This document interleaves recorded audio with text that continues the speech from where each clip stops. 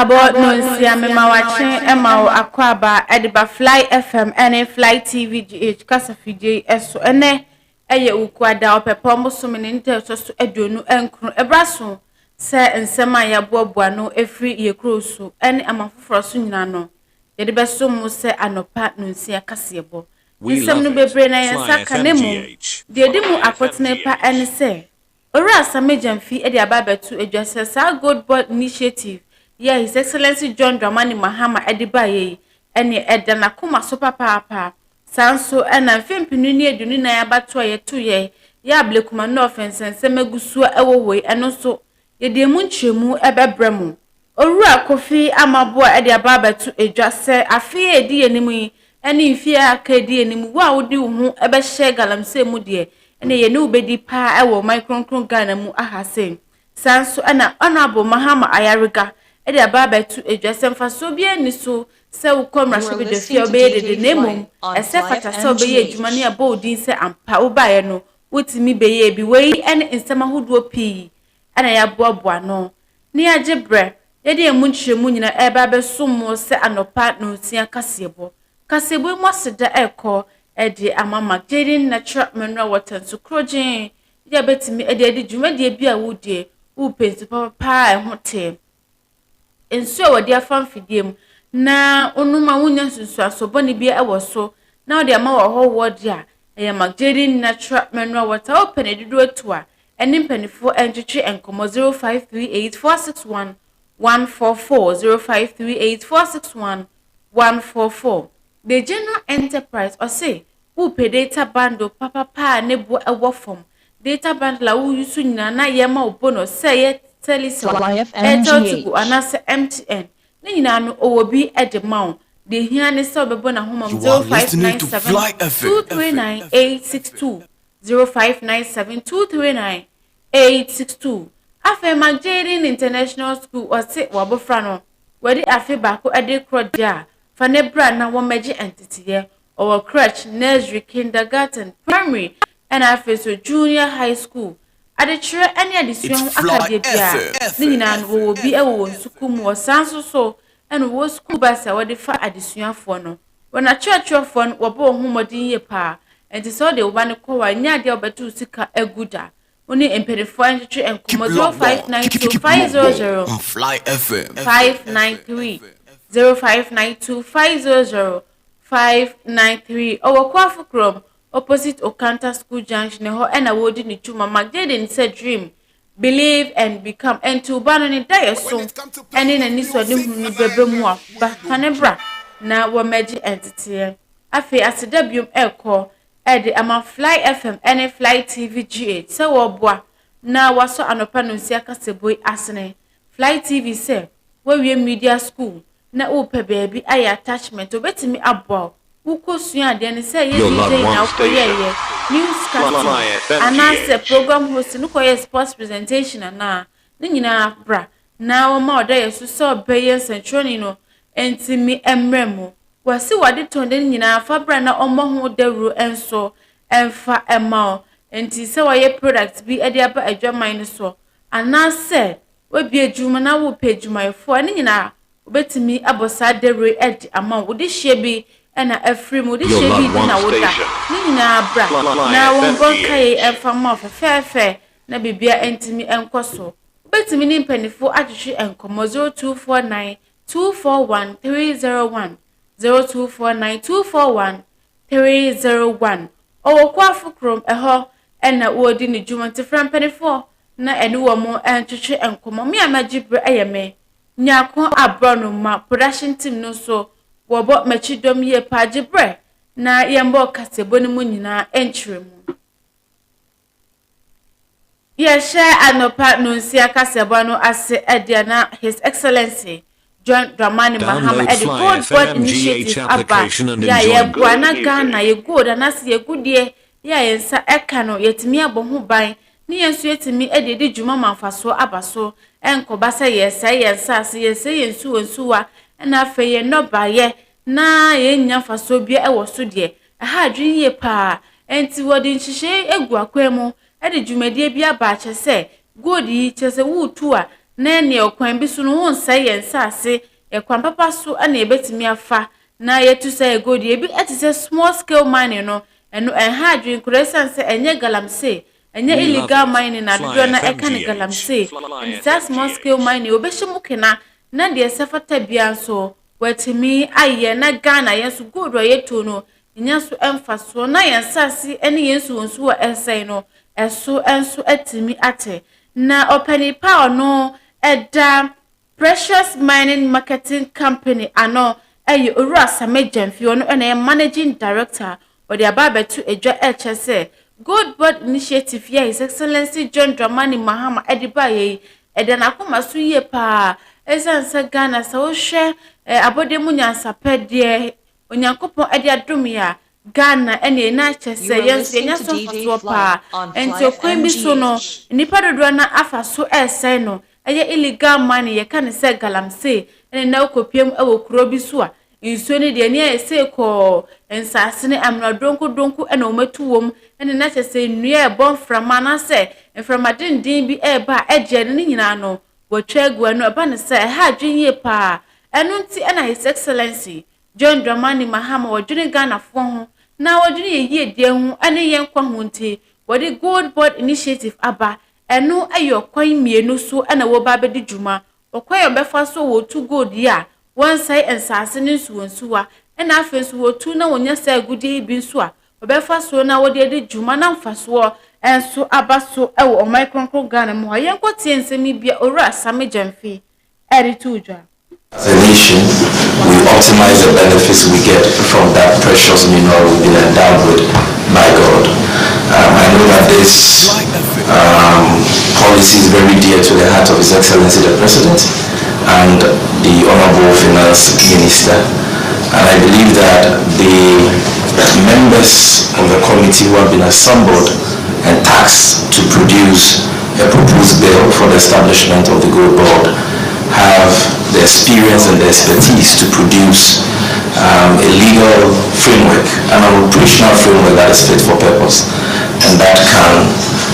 deliver the outcomes that His Excellency and your good self, have for this institution. We assure you that we are going to work round the clock.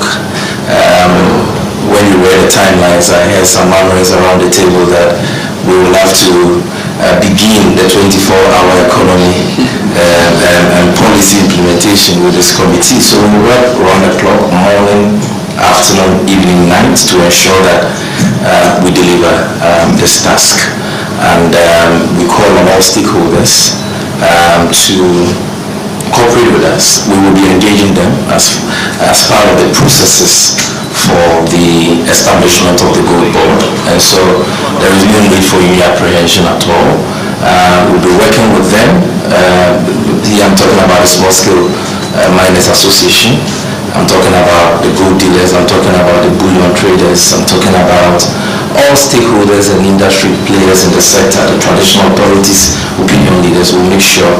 that we adopt a broad consultative approach and incorporate all your suggestions and inputs. And at the end of the day, we are doing this for MGH. Enya yekotie ye owura Samejemfi wono ena woye managing director at the Precious Mining Marketing Company which are tiawa PMMC nene ena yekotie ye ntu akasebo no eso na mfimpinu ene adunu na meche 2024 December 7th ya omankonko Ghana fo nyina ene woye wadwene so bekwa kotimo kukurumuti na wayi omampanyini ena femrahebedwafo na wababedi yensui enti abato ne susu aso bae no ena chese okopiem ewo mrahebedwafi a na chese NDC amonyoko ne ene wafa ne fala nipa dodo na ene wosini edinkunim ewo wabato empesuaso na wabra washase di djuma wo mrahebedwafie se mrahebedwafo ene na chese NPP amonyoko ofue wo mo anakoye dom kuma meche minority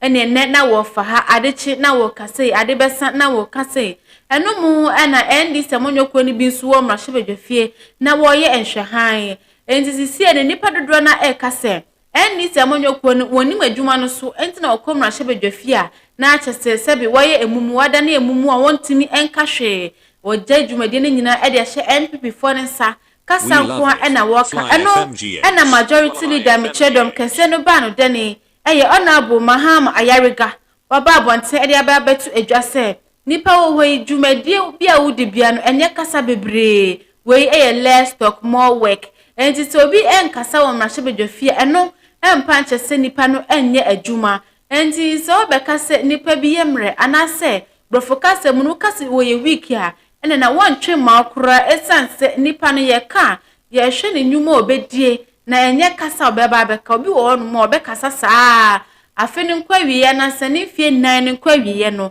na pi krampo wonye bi ema na abato mpesua sofo na so make a single contribution kra emfama o mayimu enti adwuma wo hoi eye nemum enye dede yenkotie nsemi bia orituja.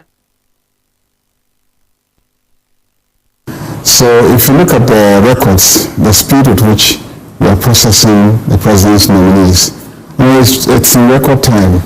And that's our main focus, to get the president's nominee quickly processed. And I recall I used to make fun of Afenema when he was majority leader and convened parliament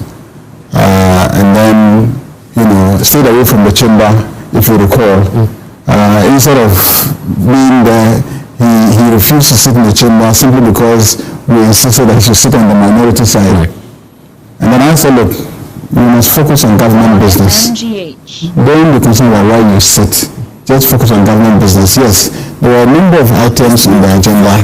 There were many that we were actually in agreement with him. There were a few that we totally disagreed with him. If you are just sat in the chamber, irrespective of which side,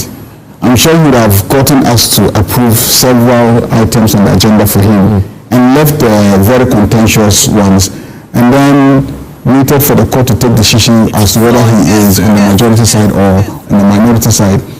It doesn't show weakness to try to achieve your agenda. And we're achieving our agenda. As we speak, we're actually sitting there voting ministerial nominees. It's past 9 p.m. But they're sitting there voting ministerial nominees. So it means that our agenda is being pursued. Government business is being pursued. So I don't know the basis for saying that the majority is weak, because you also don't want to be excessive in the application of the force that you have using the number. Enye ekotie honorable Mahama Ayariga wono na wadadom kese na no ewo mrahye bedwafie ne na yekotie yentu akasebo no eso ne nuada na defense minister wono Dr. Omane Buama na chese nuada after se omampanyini epa no se won be defense minister yi na watoto na no obisa ne nsensema hodro na se wo se fata na sa de bre ye de ahye ne nsa na wabra ne nsem bisa ekoso no na wo chese enti fimpinu eni de nu na yabatoi edian na wo ka edi afa abato komisa ho enumu na Dr. Omane Buama kase se wo hwa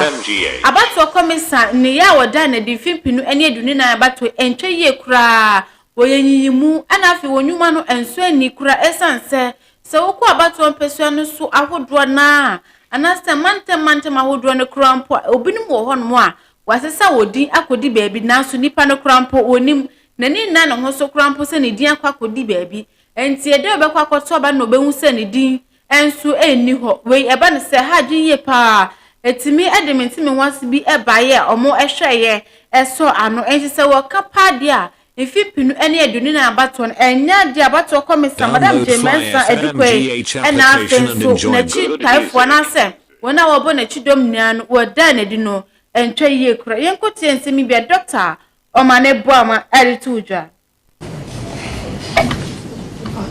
Thank you very much, Mr. Chairman. Yes, incompetence, basic arithmetic. The EC serially got it wrong. The criminality, people were transferred from their polling stations to different regions, not even within the same region, without they appearing to transfer.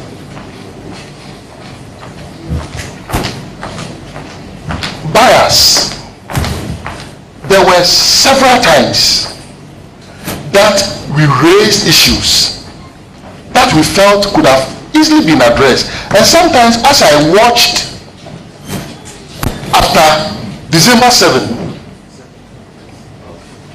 people struggling over seats, I said, look, if the Electoral Commission had listened to us and had dealt with the free pink sheets that were floating on Fly FM GH, we may not have had these issues on our hands. But obviously, the EC will not even listen to us. As we speak, we requested for a forensic audit of the voters register and the IT system of the Electoral Commission. They never agreed. So incompetence, basic arithmetic, they were getting it wrong. The criminal aspect, to transfer people from their polling stations to different places in a different region. And when we brought this out and we asked them, they said, oh, we have not activated the liveliness test. So you knew you could activate the liveliness test. And they said, oh, it was because at the time that the procurement was done, the liveliness test was not that mature. But if they could activate it just when we identified and put out the information, what stopped them from doing? Enya yekotie ye Dr. Omane Boamawono ena woye defense minister ne ena yekotie ye to aso yegusu ewo mfimpinu ene adonu nan abatonu mu a na chese December 7 ebesi ene okopiamu ewo ablekuma not abaton pesua no so ne nyina won kran pumpuni bantam ni mu a ebesi ne enya de nim obi oye mrahye bedwani ewo ho eno ena doctor edi ababetu ejase abre obabedi mrahye bedwafie ya won so ababedan wo dwumadi edi befa sa akwanya ne so na wahwe se ne ebeyi a mitimi hwase bi ekoso ewo ablekuma no afa baton pesua no so ne nyina ebekọ na wieye enti sa baton no to ena obetu ne foforo anasa ne kenkan na obekenkan ne foforo akwan odi befa so no obehwe na chese bibia enso atimi akoso eno mu ena honorable Mahama Ayariga edu etu ejwaso ono krampo no na chese eyenani so adehunu se obefa sa akwanya wanya ewo mrahye bedwafie so na wodi asiesie bibia ewo ablekuma no abatu empeso ne so yekotense mebia honorable Mahama Ayariga etu ujwa. I think that as a parliament, we don't have any role in this beyond using our supervisory responsibility and powers to get the EC to act, to get the police to continue to provide the protection that is needed for the EC to do its job. But then also, the parties have the liberty to go to court and try and help the courts to address the matter. And so, if you say we the MPs, as MPs, it's not our mandate to organize elections, to declare the results of elections. And if there's a dispute regarding any particular election results, it is the High Court that has jurisdiction, and it's for the High Court to take a decision. And once the High Court decides, we can contest it by appealing, but the decision of the High Court has to be enforced. So the effort to use Parliament, I would say, is really a misplaced. Download Fly FM GH application and enjoy. Honorable Mahama Ayariga no ena wodadom kesena no ewo mrahye bedwafie wonene ena yekotie yenkowie anopa no nsia kasebo no ewo illegal mining sensem mechire galamse na enomu ena honorable Imano Amakofibua wano ena omampanyini apa no se wonbe Minister for Lands and Natural Resources omra na omehwe sase so ena afenso boade ebo nyoma ne power de dumo mankonko Ghana iwomra na womehwe so honorable Imano Amakofibua edi ababetu ejase se wo hwe mfia etwemu be mfia mienu mfia na ya etwemu ya sene galamse eti kese wo Ghana haye pa no de enya de bibetimi akoso biom na wuni kwa ebecho se hu bon galamse sense mu de ye ne obedi pa enti no no aba na wodi ye eba betu ye sene Ghana ye natural resources anasa ne pa obo ade nyankopon ededum ye no ebegina brand nti se wo hwe ye nsase yensu wensuwa ne ye noba ya hodo a asayi a wo ba besiesie bibia na wahwese ne be galamsei entimi enye ensemu na woni ku susu a wode hihye begu akwan mu na wo hu bekamu de ene ewu nipa kwa no so de woni ubedi yenkote ensemi bia ori tujwa. Energy Chairman, we face serious crisis with the wanton destruction of our forest, with the polluted rivers. I come from Melambara district and I've seen it firsthand. The challenges we face with the polluted water bodies. These are things that we all know, and I've already spoken about the important steps that must be done. Number one, honorable members, let's have some order so that we can listen to the answer. Number one, illegal mining must be combated. And let me say it very clear here, Chairman, we in opposition were very strong on the issue of illegal mining. As minister, we are going to stand together with the people of Ghana to fight illegal mining. It doesn't matter your status, it doesn't matter your political correlation.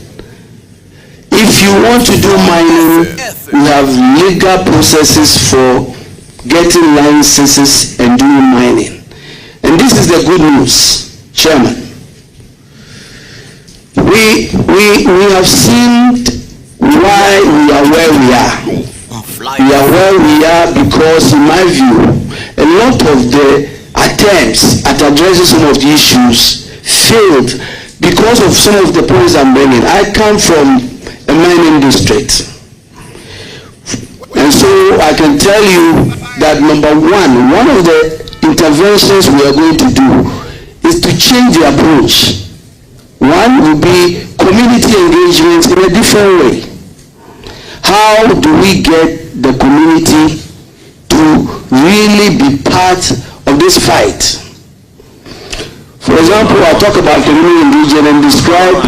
the community mining scheme. The community mining scheme has a good name, community mining. But let me tell you how it was done in my area. It was done by government officials at the local level engaging the work of a contractor who would then go to the community and meet the community and be introduced that this contractor is coming to do community mining. And then the community will want people to be hired as day laborers. So Chairman, that's not the type of community mining, community engagement we are bringing. Enya ye kwatie ye eye anobo imano ama Kofi Bua wono ena wo be Minister for Lands and Natural Resources nene ena ye kwatie ye ni semisu na ye gina na ye de anopa no sia kasebo ni nyina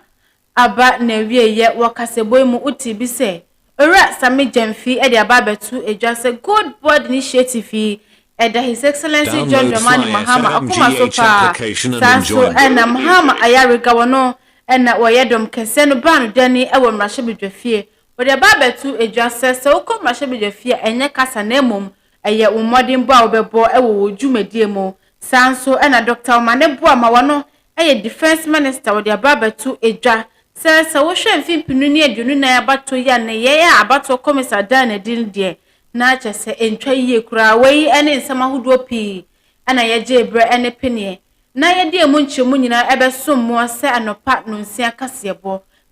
mu aseda ekọ ede amama Daily Natural Mineral Water General Enterprise Fly FM ene Fly TV GH ena afi Magdalene International School se wo boaye na wo so yasne makasebo yi enso etimi eba so mi ameje ebre eyeme Nyarko Abronoma kasebo na si dwumadi etuaso eyeko wakra champense mu no so mbopa hosima no aduasa ye de no so ebeba wakwam kasebo na si makraw